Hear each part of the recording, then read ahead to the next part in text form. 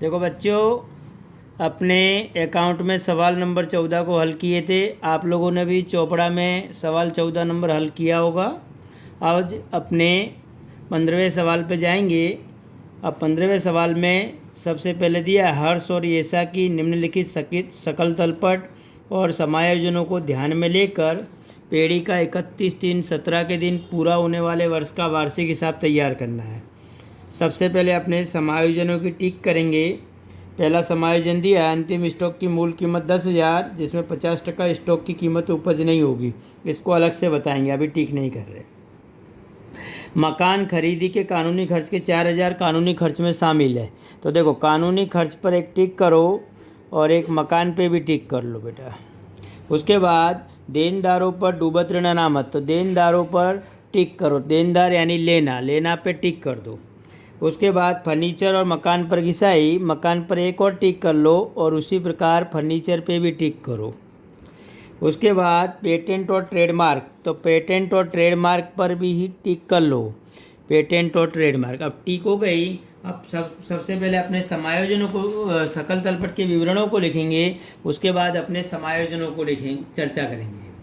देखो, पूंजी और आहरण। तो पूंजी सबसे पहले दी है, पूंजी खाते में तारीख 1/4/16 शेष आगे लाए। हर्ष की पूंजी लिखो 35,000 और येसा की पूंजी 15,000। उसी प्रकार अब आहरण को लिखेंगे 1/4/16 आहरण पूंजी खाते की उधार बाजू 5,000 हर्ष का आहरण है और येसा का आहरण 2,500। उसके बाद ख्याति यानी अपनी संपत्ति है, तो संपत्ति लेना हम बता दो। ख्याति की रकम दी है 5,000 रुपये, तो 5,000 ख्याति को बाहर निकाल दो। उसी प्रकार पेटेंट और ट्रेडमार्क भी अपनी संपत्ति है, तो पेटेंट ट्रेडमार्क पे टिक है, तो इसको अंदर रखो। और ये इसकी रकम दी है 2,700 रुपये, तो 2,700 रुपये अंदर बता दो। उसके बाद लेना और देना, लेना यानी देनदार यानी लेना, उसको अंदर रखो। 31,000 के लेना, उसी के सामने पूंजी दायित्व में लिख दो देना 25,000 रुपये, इसको बाहर निकाल दो। उसके बाद माल खाता यानी खरीदी और बिक्री। तो देखो, माल खाता व्यापार खाते में लिखो उधार बाजू खरीदी और उस पर समायोजन नहीं है, तो उसको बाहर निकाल दो। खरीदी को 40,000 रुपये की खरीदी। उसी प्रकार व्यापार खाते की जमा बाजू बिक्री को बाहर निकाल दो 89,250, ये अपने बिक्री। उसके बाद यंत्र अपनी संपत्ति है और यंत्र पे टिक नहीं है, तो यंत्र को बाहर निकाल दो। यंत्र 15,000 रुपये की। उसके बाद प्रारंभिक स्टॉक व्यापार खाते में उधार बाजू प्रारंभिक स्टॉक 6,000 रुपये का है, तो बाहर निकाल दो 6,000। उसके बाद माल वापसी फर्नीचर दिया है, फर्नीचर अपनी संपत्ति है, तो संपत्ति लेना में फर्नीचर को अंदर रखो। उसकी रकम दी है फर्नीचर की 6,000 रुपये, तो 6,000 रुपये का फर्नीचर अंदर रखो। उस पर समायोजन बाद में गिनते हैं। उसके बाद माल वापसी दी है, एक मिनट बेटा, फर्नीचर 3,000 रुपये का है, तो 3,000 रुपये का फर्नीचर बाहर निकाल दो। फर्नीचर की रकम अपने बाहर निकालेंगे 3,000 रुपये। उसके बाद यहाँ अपने को माल वापसी दी है, माल वापसी उधार है, उसको जमा में से घटाएंगे और जमा बाकी है उसको उधार में से। तो खरीदी में से लिखो खरीद वापसी, वो जमा वाली रकम 5,000 रुपये। 40,000 को अंदर ले लो और 5,000 घटा के 35,000 रुपये बाहर निकाल दो, ऐसा करो। उसी पर बिक्री की रकम भी अंदर ले लो।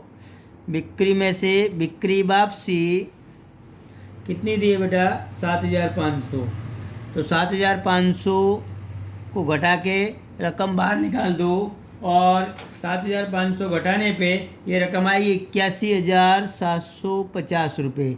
दोनों को अंदर लेके बाहर निकाल देने का। उसके बाद मजदूरी, अब मजदूरी की रकम 4,000 रुपये दी है, तो मजदूरी व्यापार खाते में मजदूरी 4000। उसके बाद फर्नीचर पर घिसाई। अब देखो फर्नीचर पर घिसाई, नीचे फर्नीचर पर घिसाई दी है। अब फर्नीचर की पुरानी घिसाई इसमें जोड़ दो, घिसाई 300। अब फर्नीचर की कीमत हो गई 3300 रुपये, अंदर रखो।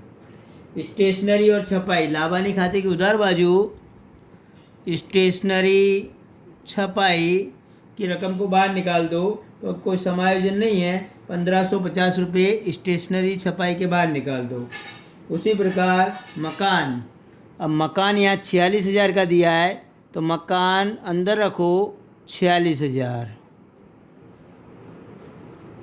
उसके बाद कानूनी खर्च। अब देखो कानूनी खर्च को लाभानी में लिखो, अंदर कानूनी खर्च, उसकी रकम अंदर रखो और वह रकम है 6500।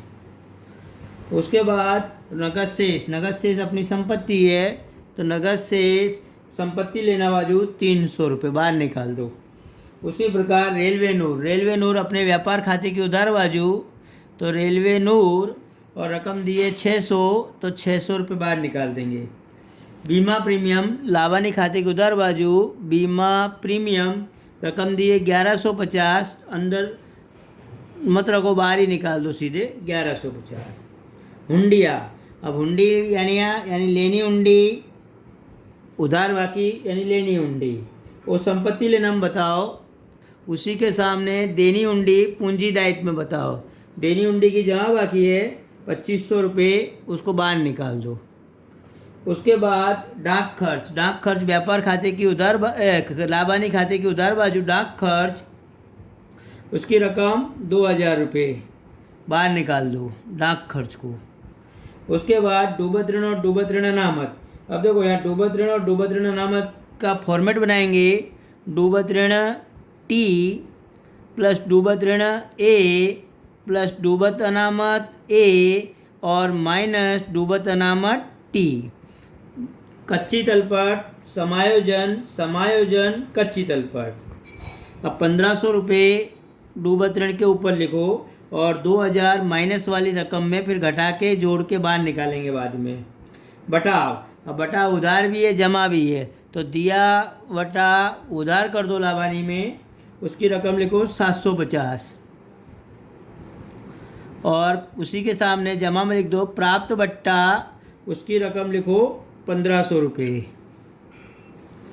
उसके बाद हाथ पर स्टैम्प यानी संपत्ति, तो संपत्ति लेना हम लिखो हाथ पर स्टैम्प और रकम लिखो 150।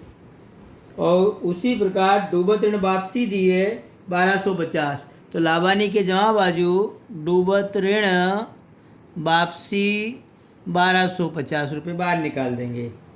और HDFC की लोन, HDFC की लोन और उसकी रकम दी है 10,000 रुपये और तारीख भी दी है, तो आंतरिक समायोजन है 1/7/16 से लोन है, बराबर। इस पर ब्याज गिनेंगे। देखो बच्चों, अब सकल तलपट के समायोजनों को अपने ने पूरा कर दिया। अब समायोजन नंबर 1 दिया है अंदर सकल तलपट में HDFC की लोन। अब 10,000 पर 1/7/16 से 31/3/17 तक 9 महीने का ब्याज गिनेंगे और ब्याज का दर है 12%। तो 10,000 पर 12% से 1200 रुपये पूरे वर्ष का ब्याज हुआ, तो 9 महीने का 900 रुपये ब्याज जोड़ देंगे। यहाँ चुकाना बाकी ब्याज 900 जोड़ के 10,900 पूंजी दायित्व में बाहर निकालेंगे। और लाभानी खाते की उधार बाजू HDFC की लोन पर ब्याज 900 रुपये। अब समायोजन नंबर 1, 10 अंतिम स्टॉक की मूल कीमत 10,000 है, जिसमें 50% स्टॉक की कीमत नहीं उपजेगी। तो देखो 10,000 के 50% यानी 5,000, तो अंतिम स्टॉक की कीमत आई 5,000। तो अंतिम स्टॉक 5,000 व्यापार खाते में जमा करो और दूसरी असर संपत्ति लेना में बताओ आर्थिक चिट्ठा के। अंतिम स्टॉक 5,000। दूसरा समायोजन दिया है, मकान के कानूनी खर्च के 4,000 कानूनी खर्च में शामिल है। तो देखो मकान के कानूनी खर्च का, देखो बच्चों यहाँ कोई भी संपत्ति के पीछे किया गया खर्च संपत्ति में जोड़ा जाता है, जबकि भूल से ये कानूनी खर्च मकान का था जो कानूनी खर्च में जोड़ दिया। अब उसमें से माइनस करो मकान की कानूनी खर्च के 4,000 यहाँ से घटा दो, तो यहाँ घटा के 2,500 बाहर निकालो और मकान में प्लस कर दो कानूनी खर्च के 4,000, तो मकान की कीमत आ गई 50,000। उसके बाद देनदारों पर डूबत ऋण अनामत 5% घटाना है। अब देखो देनदार कितने दिए यहाँ लेना, अपने को देनदार दिए यहाँ टोटल, उसमें से 5% अपने कम करेंगे। 31,000 के देनदार दिए माइनस 5% डूबत ऋण अनामत यानी 1,550, और 1,550 घटा के 29,450 बाहर निकालेंगे।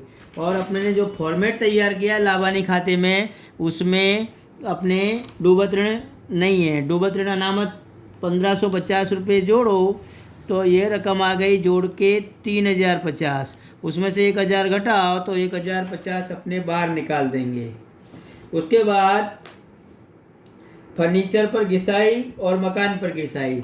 देखो बच्चों यहाँ फर्नीचर 3,300 का है तो माइनस घिसाई 330 आ जाएगी, और 330 घटाने पर फर्नीचर पर घिसाई की रकम 330 घटाने पर बाहर रकम आएगी अपने 2,970 रुपये।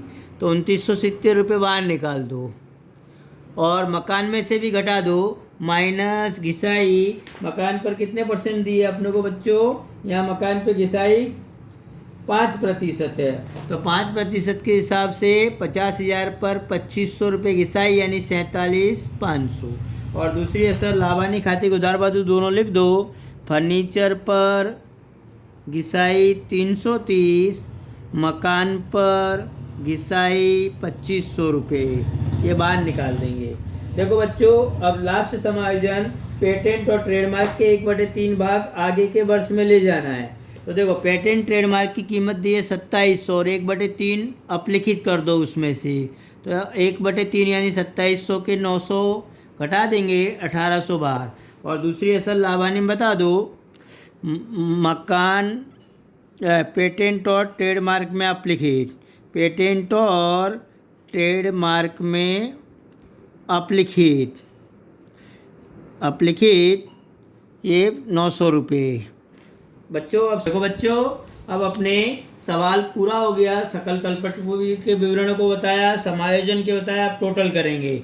अब टोटल में देखो व्यापार खाते की जमा बाजू का योग आएगा 86,750, इधर भी लिखो 86,750, उसमें से उधार बाजू की 4 रकम घटाने पर टोटल आया 41,150, और 41,150 आ गया सकल लाभ। और इस सकल लाभ को लाभानी खाते ले आओ, सकल लाभ व्यापार खाता से लाए 41,150। अब यहाँ अपने तीनों का टोटल करेंगे तो ये रकम आएगी 43,900। उधार बाजू भी 43,900 लिखेंगे, और अंतर की रकम उधार की घटाने पर यहाँ लाभ आया 30,270 रुपये, इसको लिख देंगे शुद्ध लाभ। इस शुद्ध लाभ को लाभानी वितरण खाते में ले आएंगे। अपने लाभानी वितरण खाते में कौन सी बाजू लाएंगे, जमा बाजू। शुद्ध लाभ 30,270, यहाँ टोटल करो 30,270, यहाँ भी लिखो 30,270 और ऊपर भी लिखो 30,270, उसके सामने लिख दो वितरण पात्र लाभ, और दोनों के बीच बांटेंगे हर्ष और ये सा, समान प्रमाण में बांटेंगे तो एक को मिलेगा 15,135, दूसरे को भी मिला 15,135। इस लाभ को पूंजी खाते ले आओ, पूंजी खाते में अपने लाभ को जोड़ेंगे। तो यहाँ 31,317 वितरण पात्र लाभ, इसका हो गया 15,135, उसका भी लिखो 15,135। अब टोटल करेंगे तो यहाँ इसका हो जाएगा 50,135, और उधार में भी लिख दो 50,135, अंतर की रकम 5,000 घटाने पे 45,135। शेष आगे ले गए 31,317। उसी प्रकार इसका भी टोटल करेंगे, ये सा का भी, तो ये सा का टोटल आएगा 30,135। यहाँ भी लिखो 30,135 और अंतर की रकम इसकी आई 27,635 और इसको भी शेष आगे ले गए। अब दोनों को शेष को लिया आओ। आर्थिक चिट्ठा के पूंजी दायित्व बाजू, पूंजी खाता हर्ष और ये सा, हर्ष का और ये सा का, इसका आया 45,135 और उसका आया 27,635। अब पक्की तलपट का योग करेंगे तो 1,11,170, इधर भी लिखो 1,11,170 से अपना आर्थिक चिट्ठा का योग पूरा होगा और दोनों बाजू का टोटल मिलेगा। देखो बच्चों, आप लोग भी अपना बुक में सवाल नंबर 15 नोटबुक में खाताओं को तैयार करके हल करना है। ये आज का आपका होमवर्क है और इसको कंपलसरी करना है।